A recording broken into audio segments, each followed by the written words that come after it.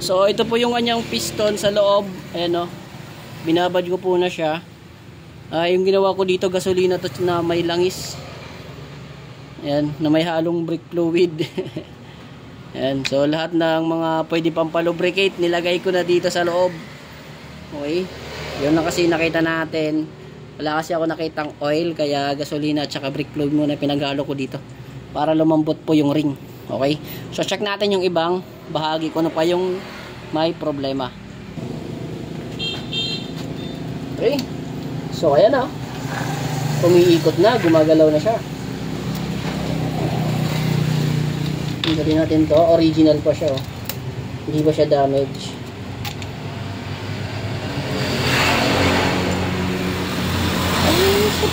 Naubos na lahat. Ayan. Ulit. Yun. Ang ganda na. Makikig-start na siya. Aray ko. Under to.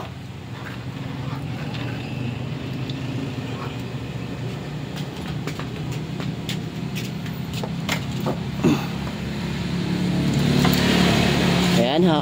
So, pag gusto mo siyang i-try kickstart, no, kailangan mong hawakan yung timing chain. Tapos, pwede mo na siya. Yun, no?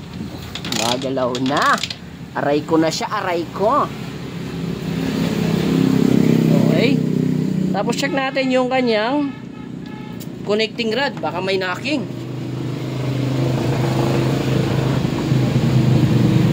Ay, wala. Tahimik. Goods na goods. Alright. So baklasin na natin yung kanyang cylinder head para malinisan natin. Alright. So dahil nakita natin na marumi po siya, kailangan natin tong baklasin para hindi na tayo paulit-ulit ang trabaho. Kailangan natin linisin yan kasi napakarumi. Kasi pag hindi natin nilinis, magkakaproblema tayo. Pero may madali tayong solution dito. Kukuha ka lang ng mainit na tubig. Ayan. Kung tamad kang maghasa, no?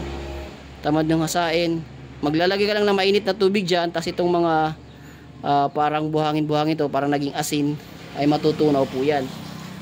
No? Wala ka tayong init na tubig ngayon, pero yun po yung minsan ginagawa ko pag natatamad ako, no? Maglinis, no? Pero ito lilinisin ko para sa inyo step by step, babaklasin po natin. Okay? So una tanggalin natin yung tappet cover, syempre. Alright. So kung may impact kayo, mas maganda, mas madali. Yun, no? Tappet cover. Yung isang tappet cover nandun yata sa baba. Okay? So pag natanggalan natin yung tappet cover na yan, ito naman yung dalawang bolt o tornilyo sa gilid.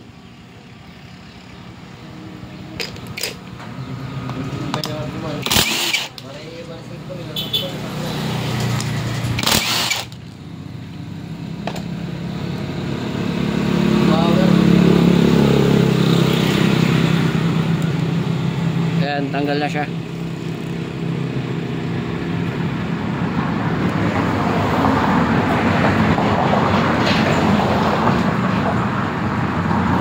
Basag na po yung kanyang gasket, kaya papalitan na natin yan. So pag natanggal na natin yun, pwede na natin tong mahila yung lock. Kuha ka ng screw or kahit ano na pwede mong ihila para mahila yan.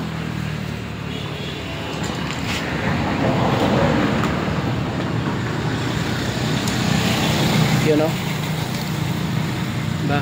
Pag halimbawa matigas siyang hilain, pwede mong luwagan yung kanyang valve clearance. At pag natanggal mo yun, basta yan. Iya ka, upay ka mo ng headlight ko. Awa, kita pulong kita lang tumba. Pulong. Yan, diba? Alright na. Then, mahihila mo na to.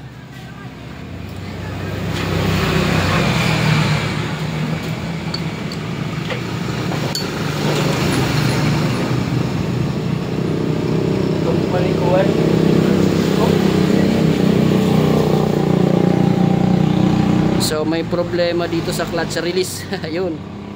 lumampas. Ayusin natin yung kanyang clutch release.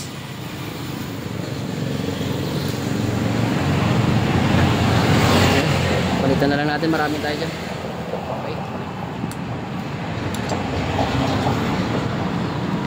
Ayan, mahihila mo na siya pa isa-isa. Alright, may problema na siya. Okay. So, ang nangyari nito, maingay yung makina nito na motor na to. Bakit? Ayan o, nakita nyo ba?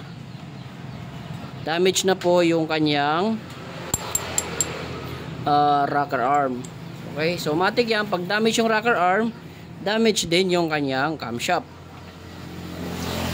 Yun, so buti na lang tinanggal natin. Diba? Hindi mo siya pupukin pag ganyan para lumabas. Yun, damage na din po yung kanyang camshaft. Nakita nyo ba? Matik yan kasi mga idol, no? Pag damage po yung rocker arm, damage din yung camshaft. So walang problema, marami tayong stock ng ganitong klaseng camshaft at saka rocker arm. Dahil nga marami tayong mga piyesa dyan na surplus na binaklas. At saka ito rin, pangit na din po siya, papalitan natin. Marami tayo dyan. Okay, so ito yung papalitan natin, isang set na to. Camshaft, yung mahawak sa compression, tapos yung rocker arm. Okay? So pasensya na sa kamay natin, madumi. So yung tatlo na to ay tapo na natin sa scrap. Alright, hindi na natin magagamit yon. So paano mo naman tanggalin po yung valvula? Okay. So kung meron po kayong pananggal ng valvula, maganda. Pero kung meron kayong mga tools, kahit ganito na lang, G's, yan, isentro lang natin yung butas.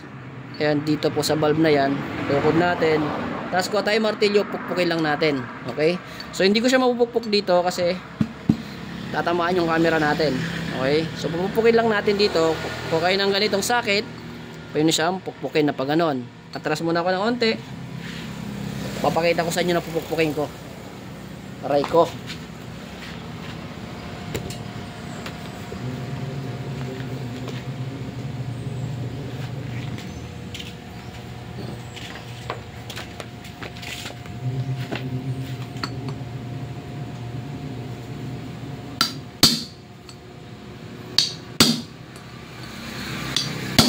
Tumapit na siya. Yun, tumalsik. Meron po siya lock. Dalawa po yung lock niyan. Ayan, yung isa nasa loob. Yung takip, yung spring dalawa, manipis. Saka maliit, manipis siya, maliit. Tapos yun, ito yung problema. Yan o. Kailangan talaga natin siya ngasain dahil dyan, sa dumi na yan. Okay?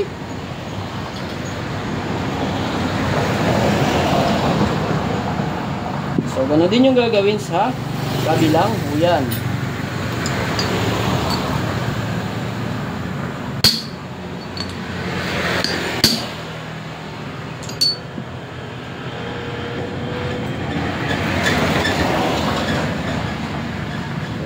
Guys, ito kaya.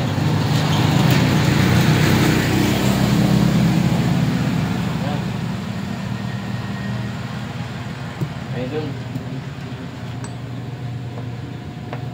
Doon. Nahulog yung lock. Yan, so malinis na siya. Aray na doon. Yan o. Diyan ta. Yan. So, ang gagawin natin, hasain natin to gamit po ang grinding compound. Okay? So, sa paghahasa ng grinding compound, no, mas madali lang naman yung mga idol, diba? Lagay tayo ng grinding compound dito. Yan, saan ka na? Lagay tayo ng grinding compound dyan. Tapos, pasok natin kung saan yan. Then, pwede tayo gumamit ng plies. Ayan, ikot-ikutin natin. O, gumamit po tayo ng hose. Tikot natin. Ang mahalaga, mahasa natin sa bahaging ito. Okay, so hindi ko na ipapakita na hasain ko mga idol, no. Papakita ko na lang na tapos na siya. Okay? Okay ba yon? Kasi mas haba masyado yung video. Okay?